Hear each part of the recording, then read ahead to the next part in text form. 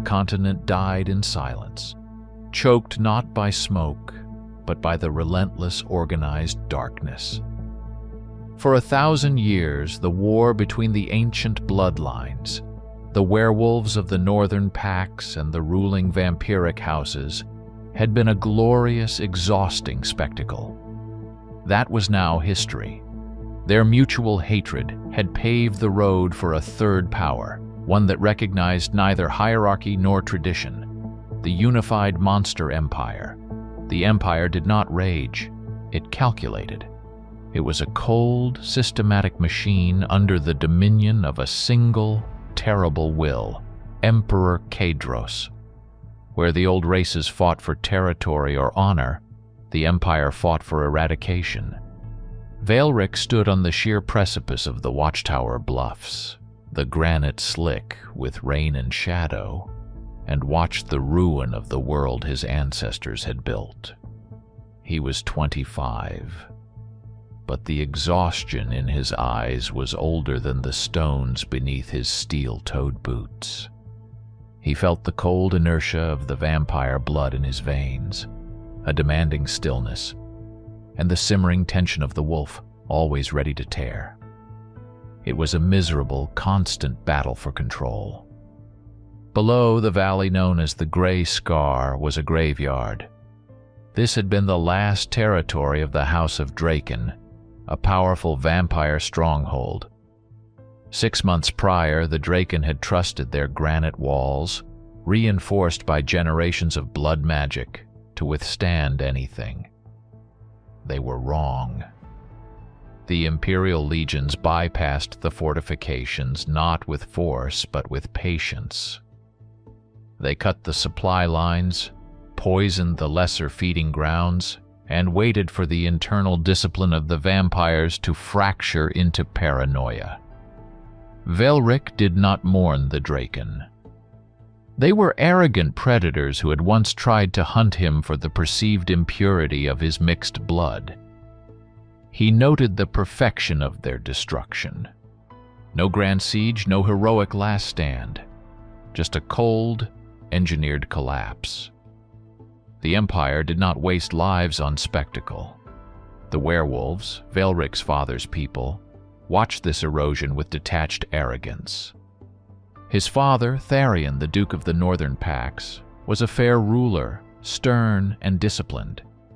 But Tharion was bound by the old ways, the concept of the pack, the sanctity of lineage, the reliance on brute strength and the moon's cycle. They believe their strength will deter Kadros, Vaelric muttered, pulling his cowl tighter against the biting wind. They believe the mountains are enough. Raum, the massive, scarred veteran who followed Vaelric since Vaelric first held a blade, rumbled low in his throat. Raum was nearly 7 feet tall even in his human shape, his face a map of old clan wars. He was the only one who did not look at Vaelric's unnaturally pale skin and sharp features with revulsion.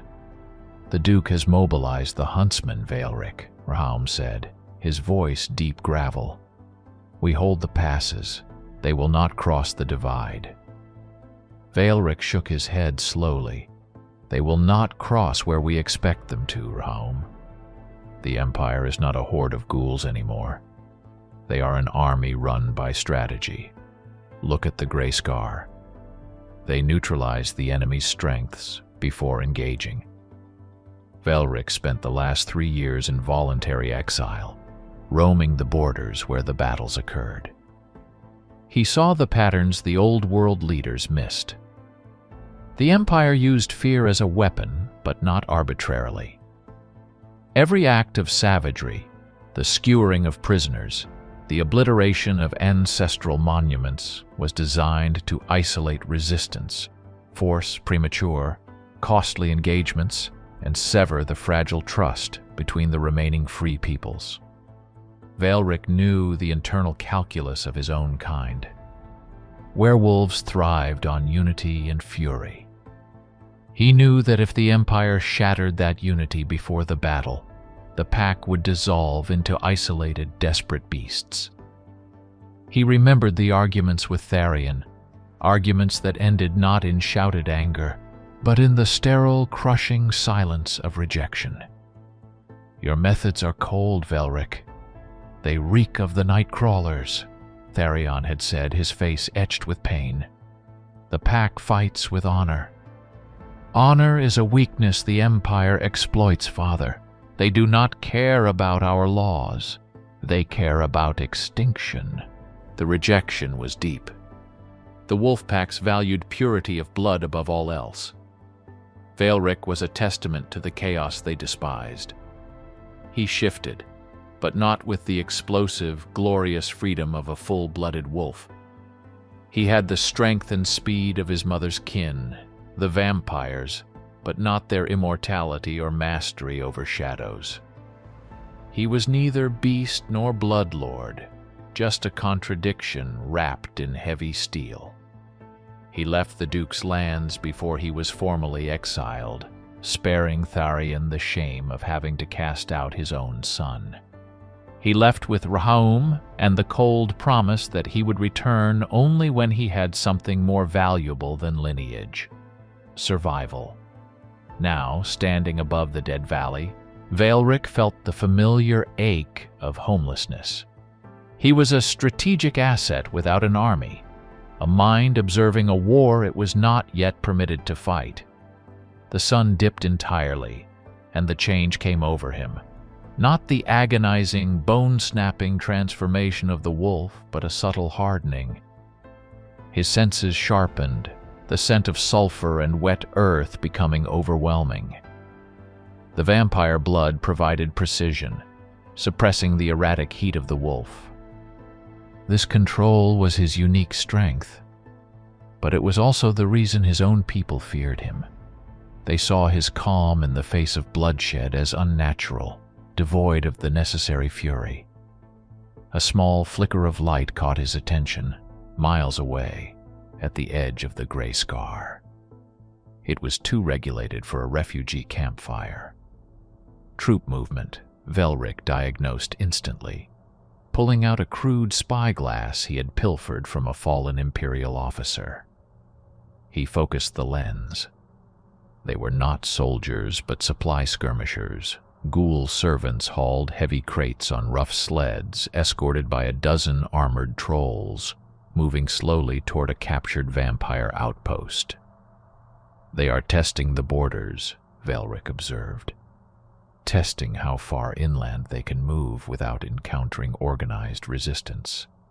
They assume the werewolves are still huddled around the Duke's mountain holdings." Raum instinctively tensed, his knuckles white. A dozen trolls. "We take them, Velric. Disrupt their supply line, and reveal our position. Give them data on our reaction speed." Velric lowered the glass, the faint light of the distant supply column already dissolving into the darkness. "No, we watch. We gather data. We do not throw away resources to prove a point to ourselves." They stayed on the cliff face until the first hint of gray dawn touched the eastern horizon.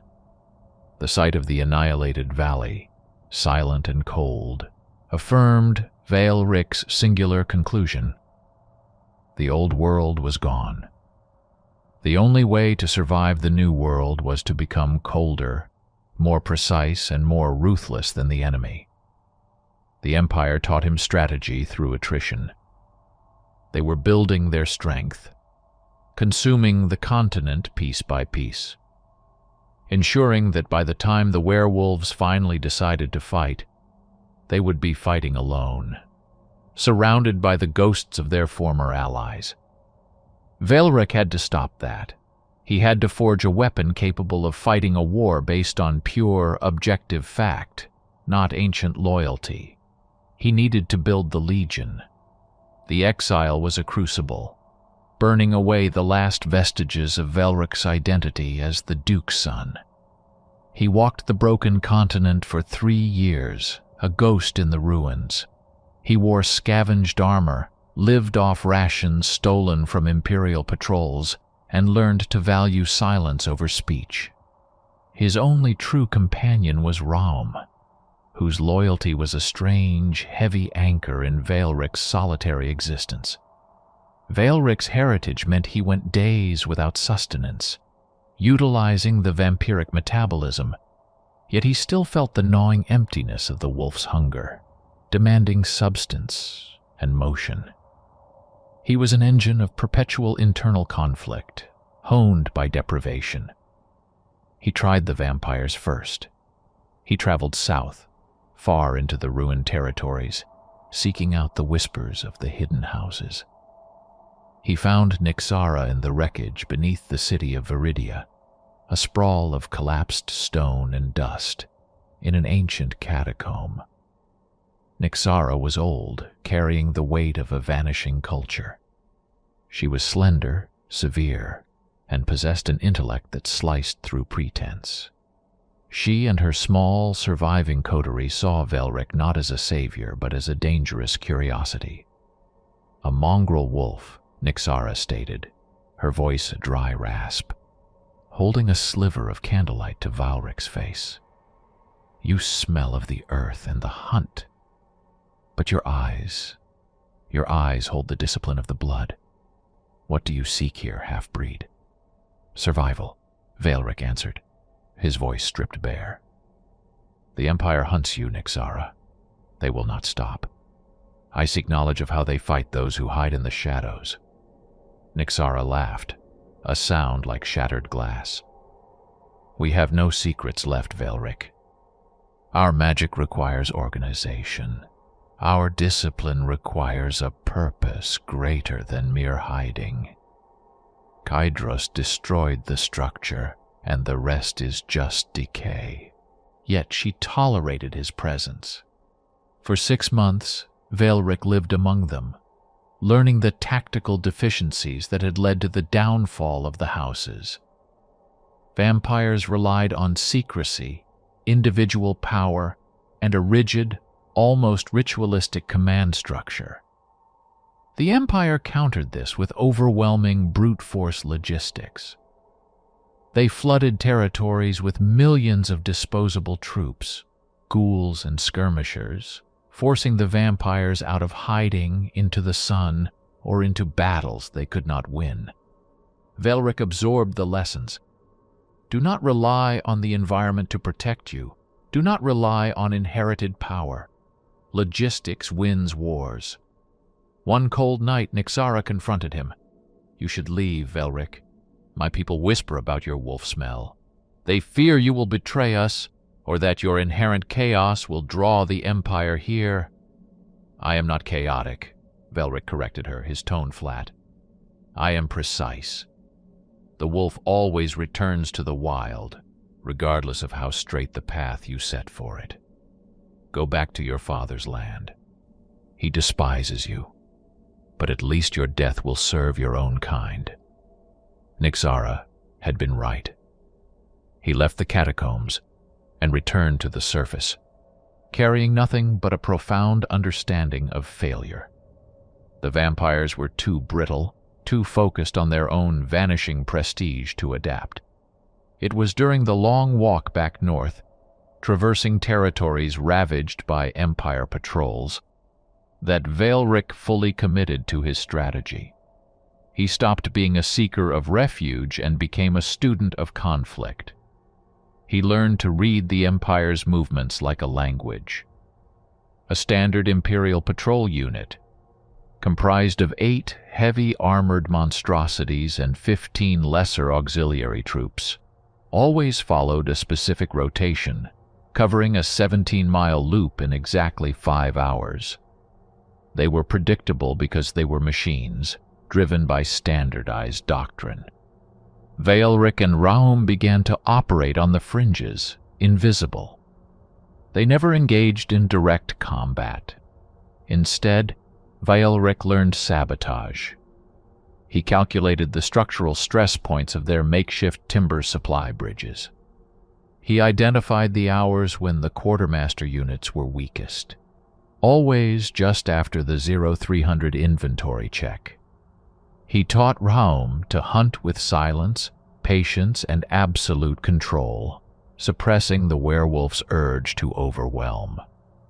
"We don't kill all of them, Raum," Velric instructed one night, observing a fortified post holding 200 pounds of refined iron glass for armor forging.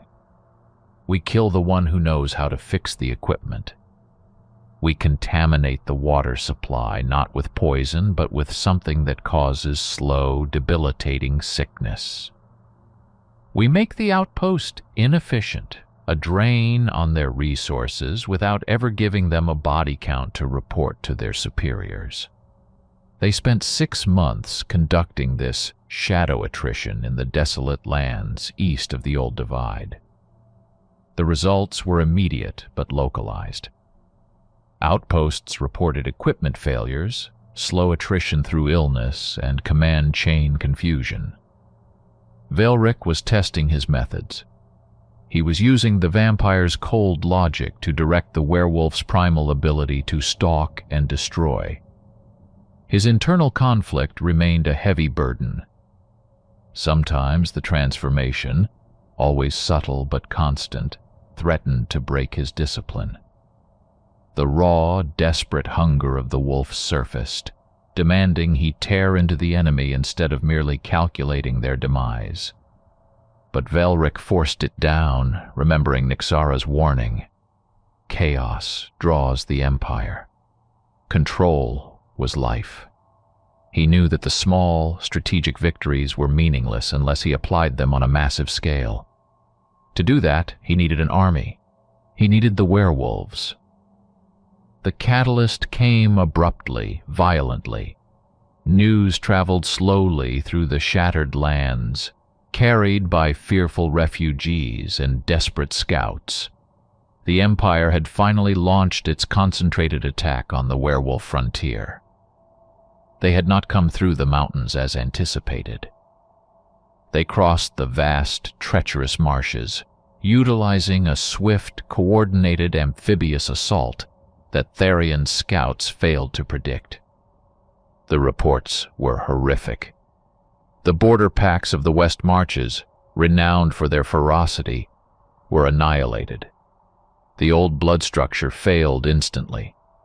Leaders panicked, units scattered, and the Empire, led by disciplined legions, turned the chaotic retreat into a massacre. This was Velric's moment. He was going home, not for reconciliation, but for command. He returned to the land that exiled him, armed only with 3 years of grim observation and a strategy forged in the bloodless ruins of a fallen civilization. Velric returned to a land that smelled of fear and burning timber. The Empire had breached the divide. They moved quickly, establishing staging areas 10 miles deep into former werewolf territory. He found Therian's forces not in a coordinated defense, but in isolated, terrified clusters. The shock of the Marsh attack had fractured the unity of the packs. The surviving leaders, steeped in tradition, were too proud to retreat and too disorganized to fight effectively. They threw small, suicidal attacks at the fortified Imperial lines, losing hundreds of warriors for every 10 feet of scorched earth gained. Velric and Raum moved inland, tracing the ragged edges of the fighting. Velric's first intervention was unplanned, born of necessity. He found 60 werewolf warriors cornered in a deep canyon by a pursuing Imperial Legion. Morvek's 5th Legion, identifiable by the black and copper sigil on their massive shields. The werewolves, exhausted and surrounded, prepared for a glorious, final rush. Velric ascended the canyon wall, the height of 3 men, effortlessly. Raum followed, his massive frame blending into the shadows. "They are going to charge the main shield wall," Velric observed, pulling out his glass. "Morvek will allow the charge, let them exhaust their change, then flank with the heavy siege units and finish them." "That is the way of the pack," Raum mumbled, his fists clenching. A good death. There are no good deaths, Ryom, only bad tactics. Veilric did not waste time descending to negotiate. He needed immediate brutal compliance. He found a vantage point 50 feet above the canyon floor. He shifted, allowing the power to flood his senses, not the full, uncontrollable fury, but the heightened acuity of the half-breed state. He found the commander of the besieged unit, a massive, scarred werewolf named Grain. Grain shouted curses, preparing his men to shift. Veilric drew the short, heavy crossbow he carried, the weapon silent and precise. He aimed not at Grain, but at the warrior standing next to him, a young wolf whose fear was visible even from this distance. Thwack! The bolt struck the warrior's shoulder guard, embedding deeply, staggering him. The charge preparations stalled. Grain bellowed, looking up in outrage. Who dares? Veilric stepped into the faint moonlight, visible only as a dark silhouette against the sheer rock. His voice, enhanced by the vampiric edge, cut through the canyon's ambient noise. It was not loud, but perfectly clear, laced with cold authority. Your strategy leads to your death in less than 5 minutes, Grain. Your line will break on the central shield. Do you want to die for tradition, or do you want to live for war? Grain, furious, snarled up at the figure. Show yourself, hybrid. You speak of strategy while hiding like a rat? I am Veilric of the Ashbound blood, he stated, using the full, rarely spoken lineage, not as a point of pride, but as a marker of the authority that challenged the old guard. The son of Tharion, and you will follow my instruction, or I will ensure your death is swifter than the Empire's. Veilric did not wait for a response. He pointed with his crossbow barrel toward the canyon's eastern wall, where a small crevice, obscured by rubble, offered a narrow exit. 2 squads, the fastest, break left, not to fight but to run. Make the Empire think they are escaping. Morvek will divert his flank to intercept the escapees. When that flank moves 10 yards, Grain, you charge the center of the line, but you run past the enemy. Do not engage. You use their formation to cover your retreat into the marshlands behind them. They will be too slow and heavily armored to follow. The werewolves below hesitated, confusion battling pride. A calculated retreat was anathema to their warrior code. Raum dropped down beside Veilric, placing his heavy hand on Veilric's shoulder, a silent vote of support. Morvek's 5th Legion, sensing the delay, began to advance, their heavy boots thudding on the canyon floor. Now, Grain, Veilric commanded, the urgency cold, not desperate. Grain, realizing the enemy was advancing, saw the inevitability of the trap Veilric described. He swallowed his pride, giving a sharp, guttural order. The 2 squads broke left, scattering stones as they ran toward the crevice. Morvek's commander instantly diverted his auxiliary unit, exactly as Veilric predicted. The moment the gap opened in the Imperial line, Grain roared and led the remaining wolves in a desperate, controlled sprint. Not into the enemy, but through the enemy formation, using the momentum of the charge to bypass the main engagement. They vanished into the shadows of the marsh path. Veilric did not wait to see the outcome of the pursuit. He and Ryum moved quickly, descending the canyon wall. 2 miles later, they found Grain and the survivors huddled in a clearing, panting, muddy, but alive. There were losses. 4 killed in the confusion, but 60 survivors where there should have been none. Grain knelt, his face lowered, a profound act of submission for a high-ranking wolf. "You saved us, Veilric," Grain said, his voice heavy with grudging respect. Your strategy, it was cold, but effective. Strategy is only measured by effectiveness, Grain, Veilric said, holstering his crossbow. Morvek is now delayed. He will spend hours reorganizing and clearing the marsh. You will not rest. You will contact the scattered units from the Southwood Pack. Tell them what happened. Tell them that the old ways are dead. Tell them I am building a structure where survival is the only honor. This moment, the rescue of Grain, was the first domino. Veilric was no longer Veilric the exile. He was Veilric the strategist. His legend began not with a glorious duel, but with a calculated, effective retreat. He spent the next 3 months operating in the contested zones, never staying in one place, always moving in the shadows. He used his knowledge of the Imperial doctrine to turn their strengths against them. He taught the werewolves to hit soft targets, vanish before the counterattack, and deny the Empire the glory of a pitched battle. His reputation grew by necessity. The werewolves were desperate. They were losing fathers, sons, and history. Veilric offered them not hope, but a disciplined path out of inevitable defeat. He offered efficiency. He saved dozens of smaller units, always proving his tactical superiority.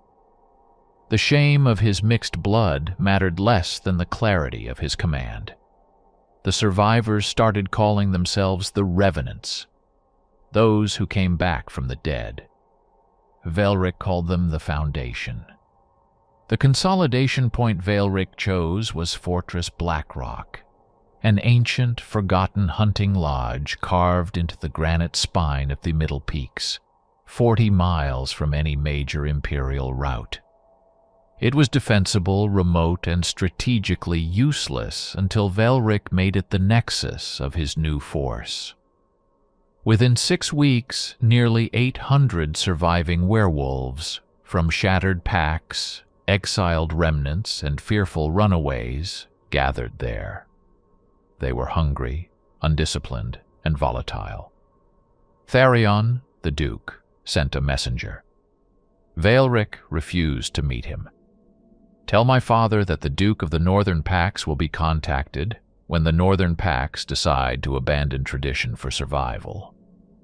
I have no time for titles.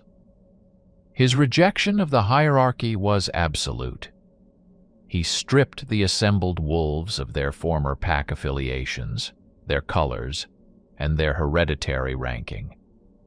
There are no dukes here, Veilric announced during their first tense assembly in the cold, cavernous meeting hall of Blackrock. There are no alpha lines, only the Legion. The term Legion was an intentional appropriation of the Empire's own rigid military structure. He was fighting fire with engineered ice. Grain, now Veilric's most trusted cohort, stood near him, still visibly uncomfortable with the lack of ceremonial pretense, but fiercely loyal to the results Veilric delivered. The resistance was fierce, led by older wolves who saw Veilric's discipline as a betrayal of their heritage. We are the free blood of the wolf. We answer to the moon, not to schedules and drills. One old captain roared, shifting partially, his snout elongated, teeth bared. Veilric did not flinch. His coldness was his armor. He allowed his own eyes to show the red, sharp flicker of the vampire, emphasizing his alien nature. The moon did not save the West Marches, Veilric responded, his voice dangerously even. The moon will not feed your children. What saved Grain was discipline and cold logic. If you cannot master your blood, you will be a casualty. The Empire does not care about your freedom. They care about your bones. He established a simple code. Obedience was required. Internal conflict was forbidden. Every legionary was responsible for the man next to him. Training was relentless. Drills in formation fighting, withdrawal tactics, and most crucially, suppressive control over the full shift. Veilric understood that the full, frenzied werewolf shift was a tactical liability. It was powerful, but uncontrollable, making the wolf vulnerable to Imperial traps and concentrated fire. He trained them to use the partial change, enhanced speed, strength, and senses, but to retain the human mind for strategic thinking. Control is our edge, Veilric hammered home, day after day. The Empire expects beasts. We will give them soldiers. He also introduced Nyxara. Raum had retrieved her from the catacombs, promising her protection in exchange for her unique strategic knowledge and access to certain vanishing resources. Nyxara, the pale, ancient vampire standing among the rough, massive werewolves, was a visual shock. She served as the Legion's quartermaster and intelligence director. Her ability to organize logistics, secure black market supplies, and analyze Imperial documents far surpassed any of Veilric's newly converted wolves. Vampire logistics are superior, Veilric told the grumbling legionaries. We will use her knowledge. She will not command you in battle, but she will ensure you have food, clean water, and ammunition when you need it. You will treat her with the same respect you grant me. The Legion began to take shape. They were poorly equipped, scavenged armor, mismatched weapons, but they were lethal. They began to fight back. Veilric led the first major counter-campaign, Operation Ashfall.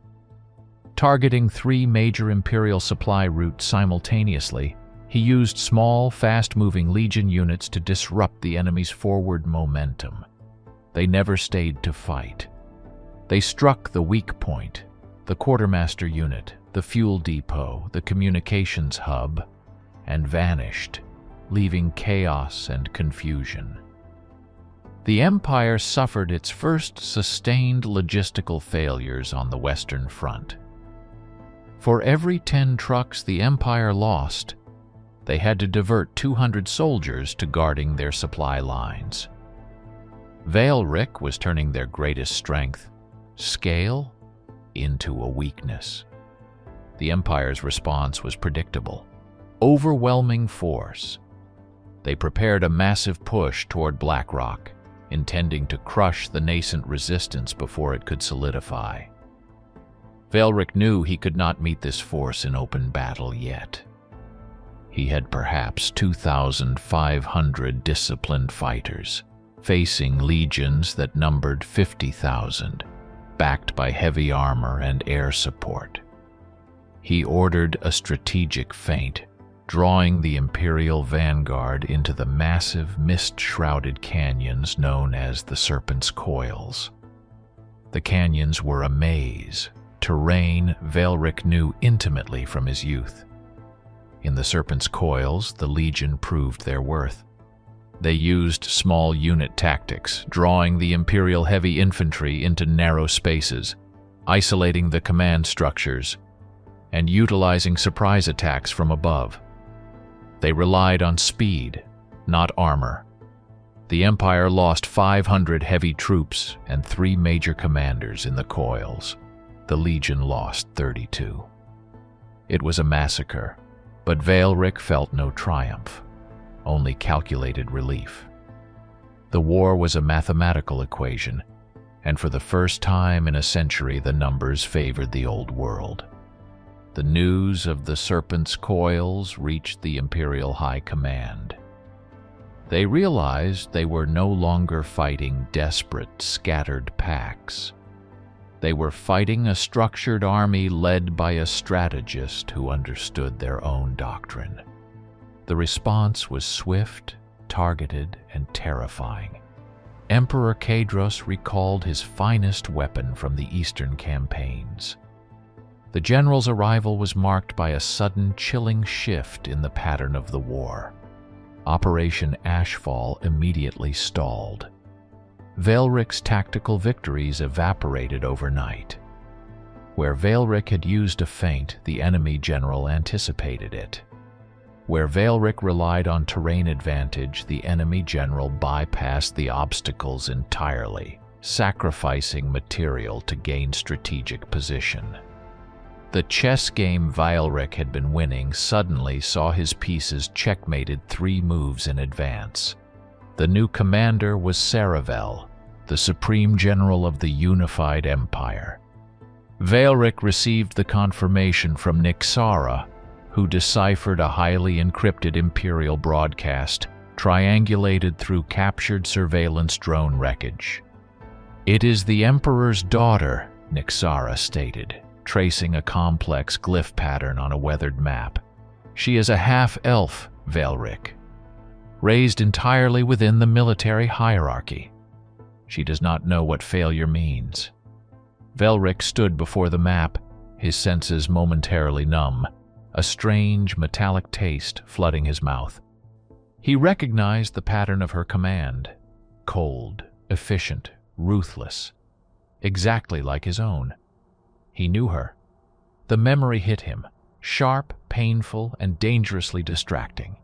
7 years before, during the brief, tenuous period of neutral contact between the decaying old world and the nascent empire, a diplomatic charade designed to disguise mass infiltration, Veilric met Saravel. It was in the desolate coastal city of Port Shard, a place where representatives of disparate, mistrustful regimes met under strict truce. Veilric was there, sent by Tharion to observe and report, a duty meant to keep the unstable sun far from the seat of power. Saravel was present as the Emperor's unofficial representative, barely 20 years old, already bearing the weight of military command. She was strikingly elegant, her movements precise, her eyes the cool, impossible green of glacial ice. She was as much an outsider in the heavy, aggressive world of the Empire as Veilric was in the primal world of the Pax. They found each other in the margins, the half-breed werewolf vampire and the half-elf imperial heir. Neither belonged. Their connection was a mutual recognition of the inherent tragedy of their existence. They met over dusty, tactical maps in the dead of night, sharing the silent pressure of command, the burdens placed on those born to rule but forged to fight. Their discussions were not about philosophy, but about troop deployment, logistics, and the inevitable entropy of war. Their affection was a desperate, contained necessity, 2 brilliant, isolated minds finding temporary solace in each other's presence. It was the only time Veilric allowed the cold walls of his discipline to lower, only to find Saravel's control equally perfect. When the truce fractured and the Empire launched its systemic war, Saravel vanished into the ranks of the High Command. Veilric never knew if she regretted their stolen nights, but he knew she chose her path, the path of supreme discipline and service to her father, Kaedros. Now she commanded the enemy. "She has concentrated 3 full legions, Veilric," Nyxara reported, unaware of the history between the 2 commanders. "She is moving them south, not west. She is bypassing the coils and aiming for the primary food basket of the continent, the fertile valley known as the Fields of Darrow." Veilric realized Saravel's brilliance. He had focused on defending the military installations and the mountain passes. Saravel focused on the foundation of his potential strength: resources. If the Fields of Darrow fell, the werewolves would starve over the winter, forcing Veilric to abandon his strategic positions and fight on her terms. "She understands logistics better than any commander we've faced," Veilric acknowledged, running a finger along the map. "She is forcing me to fight." "You cannot meet her head-on, Veilric," Rom warned. 50,000 troops, General Morvek's 5th, reinforced by Saravel's own heavy shock troops, the Crimson Guard. It is suicide. She knows that. She is counting on my discipline to keep me out of the field. She expects me to continue the slow attrition. Velric needed a victory big enough to break the momentum of the Imperial advance and establish the Legion as an undeniable power. A decisive, crushing victory that would bleed the Empire so badly, they would have to pause the war. "We will fight at Darrow," Velric announced. "But we will fight exactly where she believes we cannot." Saravel's command presence had electrified the Imperial lines. She drove her armies forward with relentless efficiency, pushing them 20 miles a day. Velric felt the familiar, painful excitement of facing a worthy opponent. But this was more than tactics. This was personal. And Velric hated the distraction. He had to be colder than ever. He had to extinguish the ghost of Port Shard entirely. He began the preparations for the final confrontation, a strategy so risky it required the absolute, unqualified obedience of every man in the Legion. He was going to expose the soft underbelly of the Imperial army, and to do that, he had to give Saravel every possible advantage until the very last moment. Velric chose the battlefield at the mouth of the Darrow Valley, a wide, flat expanse bordered by a deep, sluggish river on one side and the jagged, low hills of the Whisper Peaks on the other. It was poor defensive ground for the Werewolves, favoring the Empire's heavy armor and massive numbers. Saravel arrived in force, deploying her legions with terrifying speed. She set her main force, 40,000 troops, in a standard inverted V formation, designed to draw the Legion into the killing ground and crush them against the riverbank. Commander Morvek led the right flank, his unit eager for revenge after the humiliation at the Serpent's Coils.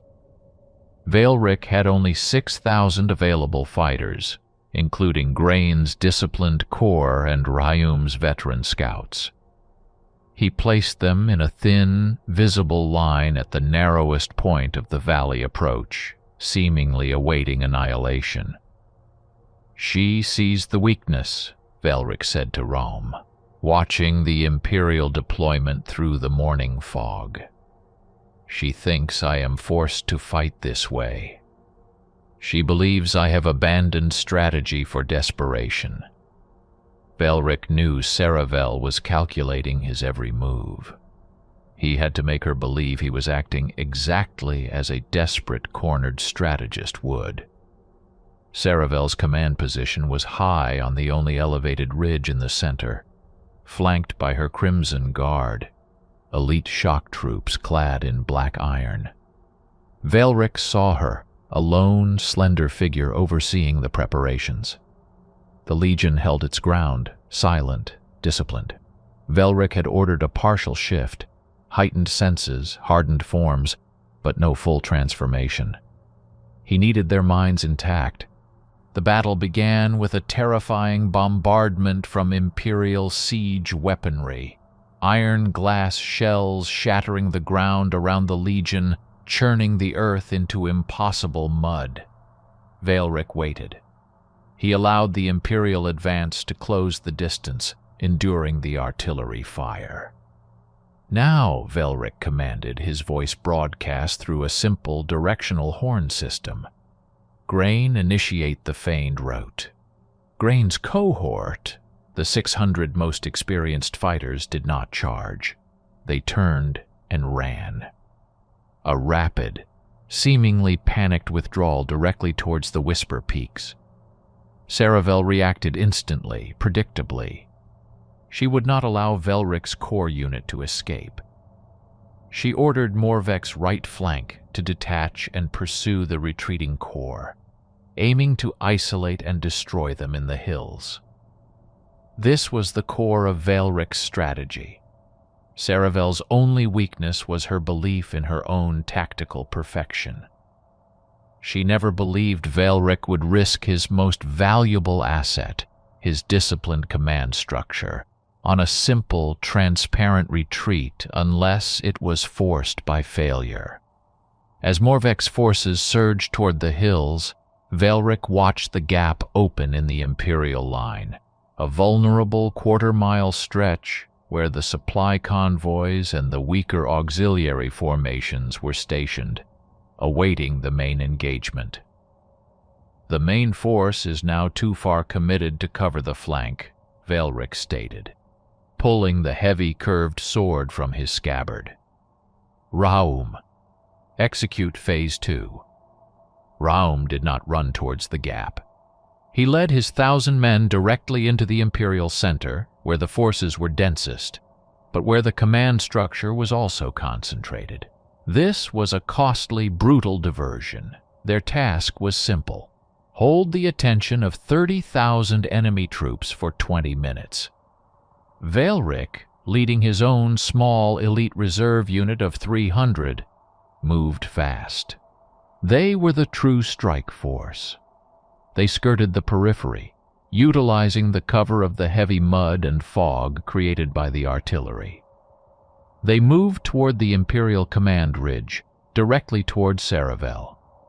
The noise of the battle was deafening, yet Velric moved with the clinical focus of a surgeon. The full power of his half-vampire strength focused entirely on navigating the terrain and conserving energy. He saw Saravel still standing resolute on the ridge, observing Raum's reckless engagement. She had not noticed the flanking move. Velric's unit reached the base of the ridge. The Crimson Guard, expecting a frontal assault, were positioned facing the main valley. "Up," Velric ordered. Silence. No full shifts. The climb was brutal, over sharp, shifting scree. Velric used his unnatural speed, moving 15 feet ahead of his men, anticipating the enemy's perimeter defenses. They breached the ridge. The Crimson Guard reacted, but too late. Velric's unit, trained for precise surgical strikes, focused entirely on the enemy commanders and communication systems. They were not fighting for territory, but for disruption. Velric fought with a restrained, terrifying economy of motion. His sword did not hack. It sought vital connections, joints, neck arteries, command wires. He moved through the chaos driven by the absolute necessity of reaching the summit.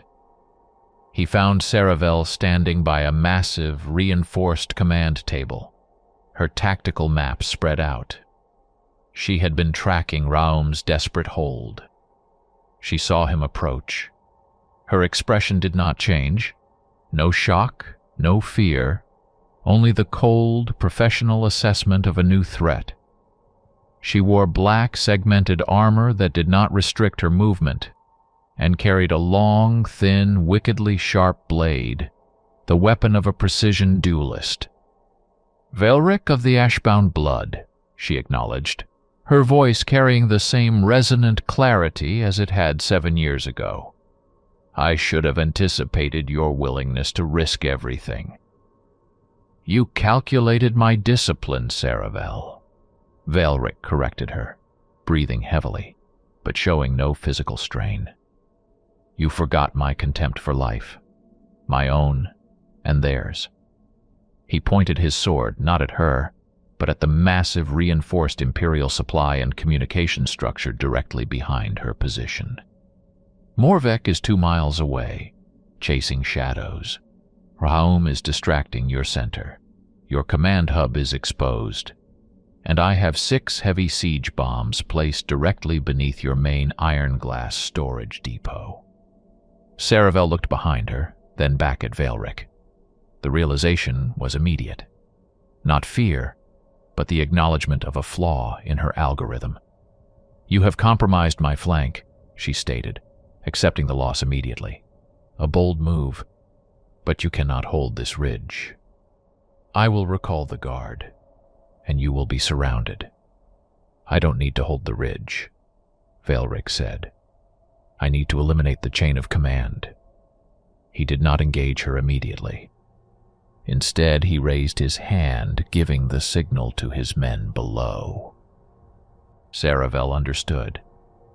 The detonation would not kill the whole army, but it would shatter the Imperial logistics, destroying communication, fuel, and the coordinated supply of ammunition. It would render Morvek's large, cumbersome flank unit tactically useless, stranded miles away without coordination.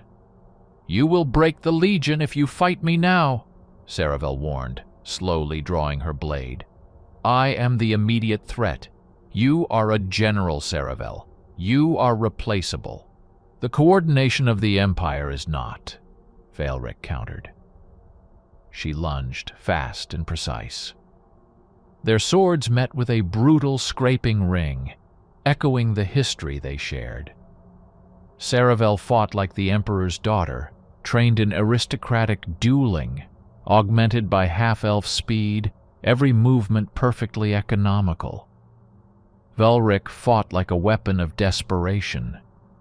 He was physically stronger, utilizing the raw, aggressive power of the wolf overlaid with the unnerving stillness of the vampire. He absorbed her strikes on his heavy pauldrons, driving her backward, not seeking a duel, but seeking a clear line of retreat. He broke off the engagement, stepping back toward the edge of the ridge. "I do not fight for honor, Saravel," Velric stated, his eyes locked on hers. "I fight to end this engagement." He raised his hand again and brought it down. The silent signal was sent. A few heartbeats later, the ground shuddered. The blast was not grand but systemic, a muffled, terrifying thump as the iron glass and fuel stores detonated behind the Imperial lines. Smoke and debris shot into the air, instantly silencing the communication nodes. Saravel watched the smoke plume rise, a strategic catastrophe unfolding behind her. She simply looked at Velric, her face a mask of tragedy. "You chose war over everything," she stated. "I chose survival over annihilation," Velric corrected.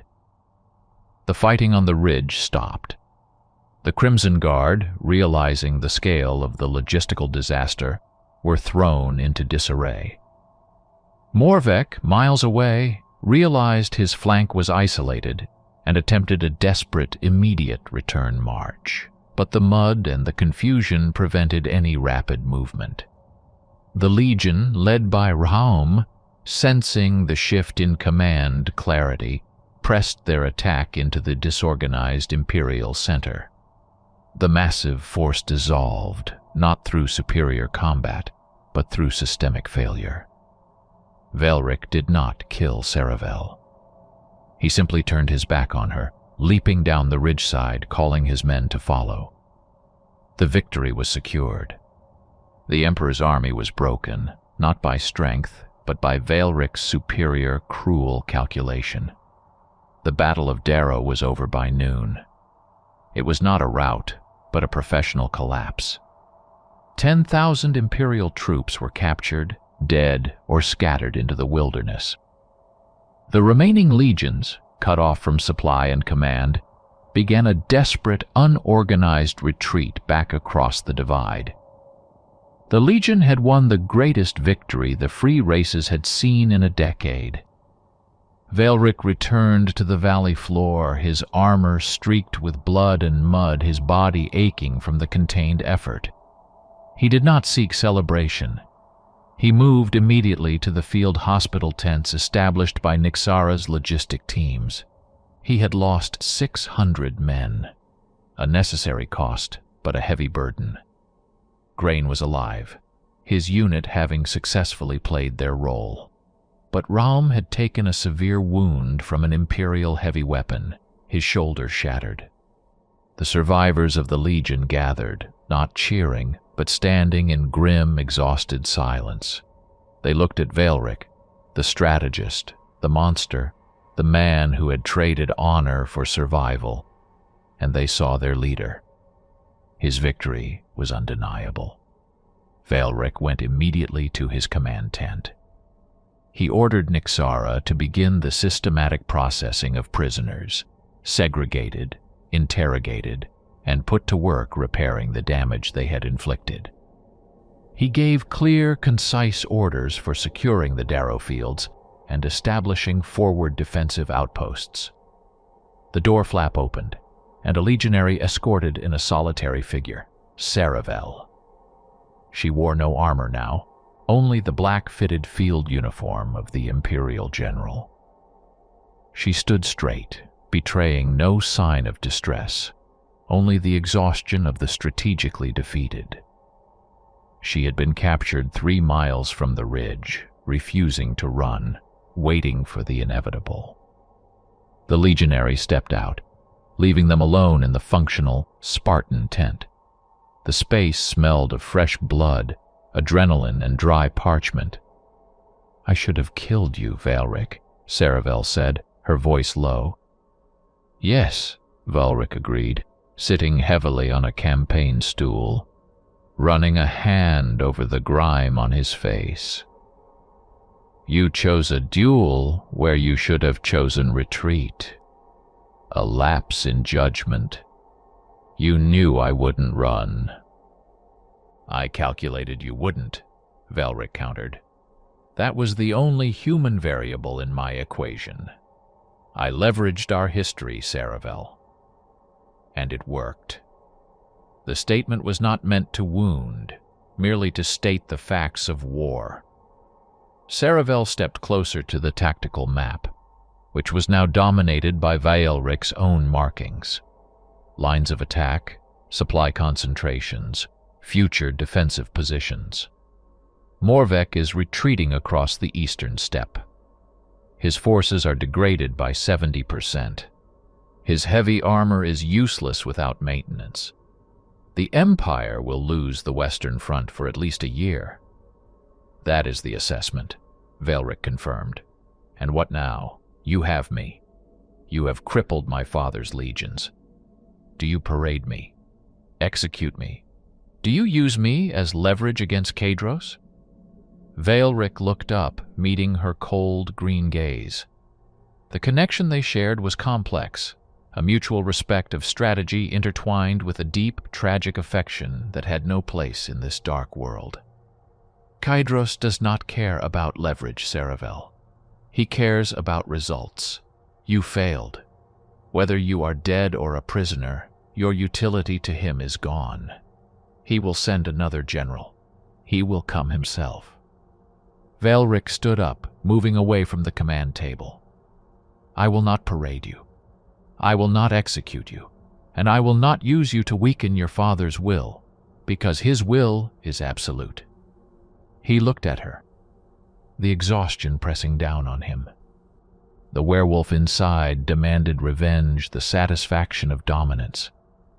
The vampire demanded the efficient removal of a threat.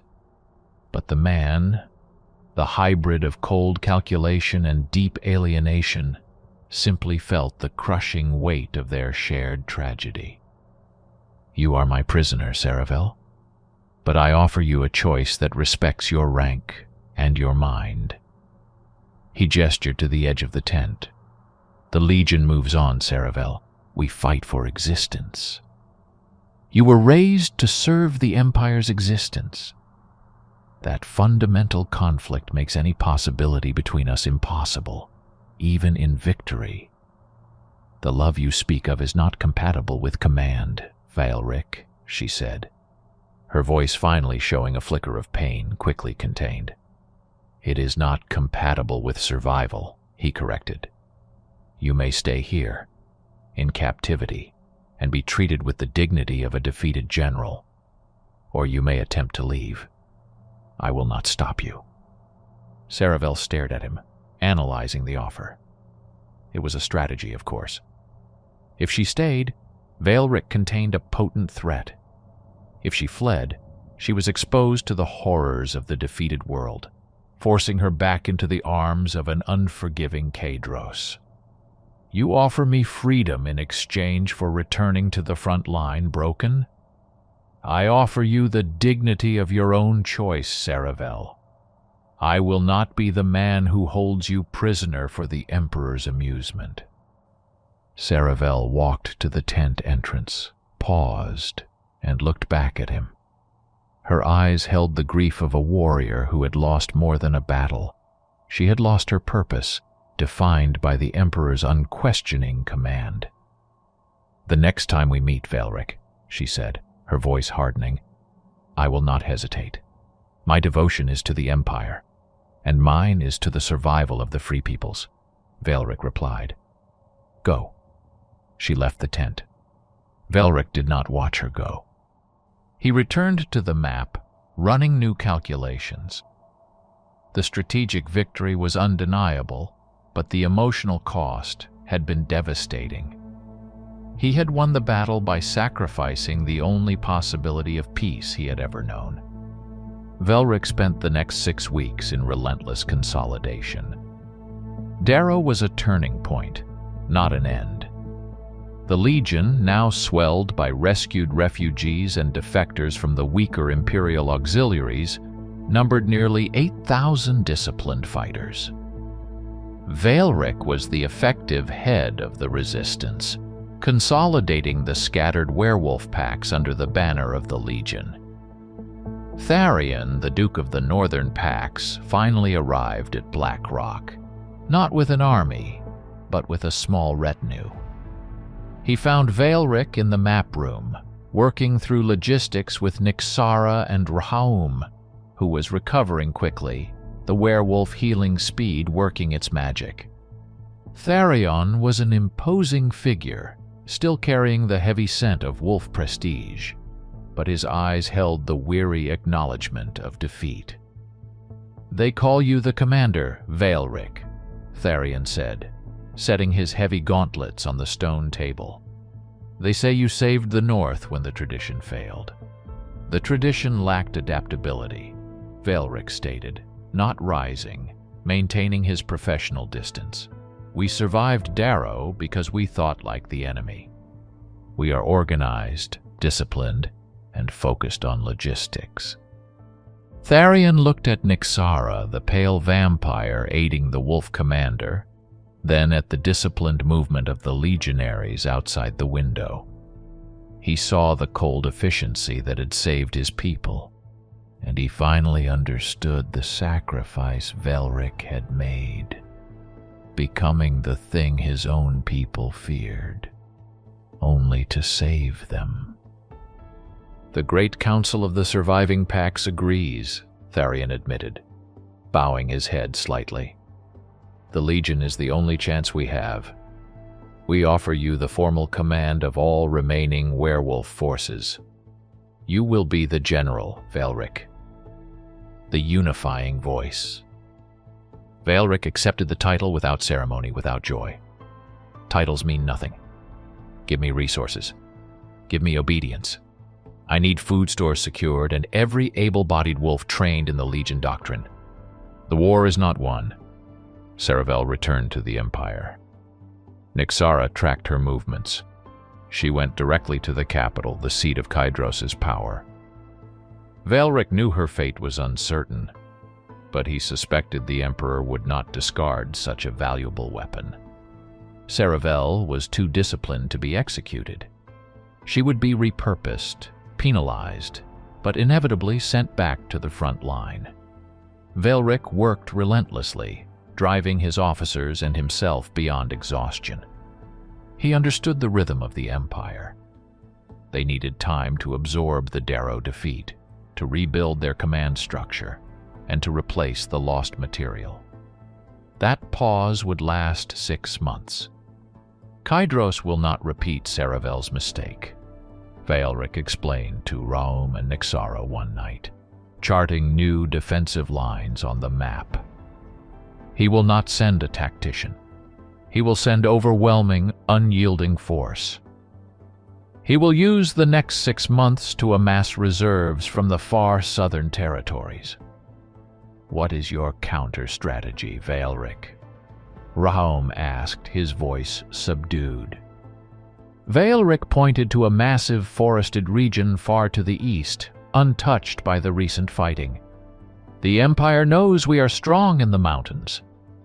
They will try to bypass us entirely, driving a deep wedge through the eastern forest to divide the continent, isolating the north. If they move through the forests, they will be exposed, General, Nixara observed, using the new title with cool precision. They will move so fast we won't have time to react, Veilric said. Kadros is not planning a battle. He is planning an invasion of infrastructure. He will burn every tree, poison every water source, and leave nothing behind. We must meet the bulk of his army before they leave the capital.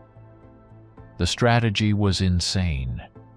To launch a long-shot preemptive strike deep into Imperial territory, not to take the capital but to sever the lines of supply and deployment before the Emperor mobilized his full strength. It was a gamble that relied entirely on Veilric's ability to outthink Kadros. Veilric knew that Saravel was intimately involved in the Imperial planning now. She knew his mind, his tactics, and his limits. His next move had to be something she could not predict, something that defied the cold logic she admired. He walked out of the command hall and stood alone in the cold mountain air. The scent of pine and stone was sharp, but underlying it was the heavy coppery smell of the past 6 months. Blood, mud, and desperation. He looked up at the stars, the same indifferent constellations that had watched the fall of the vampire houses and the scattering of the werewolf packs. He had achieved victory, but there was no triumph. He was the commander of a people he did not fully belong to, bound by a purpose he had to fulfill. He was the last defense against a tidal wave of conquest. The Empire was wounded, but the Emperor Kadros remained a figure of towering, terrible ambition, now personally focused on the destruction of the hybrid general who had humiliated his daughter. Veilric knew the cost of his cold logic. He had chosen survival. He had paid for it with the woman he loved, the only person who understood the inherent contradiction of his existence. He had traded possibility for command. He stood on the threshold of a new war, a war against the unified darkness of the continent, knowing his next battle might be his last, and that Saravel would be waiting on the other side, her blade drawn, her discipline absolute. The silence of the mountain was heavy, pregnant with the anxiety of the coming storm. Veilric adjusted his steel gauntlets, ready for the next move in the impossible game. He was Veilric of the ash-bound blood, and he was ready to face the world he had reluctantly saved.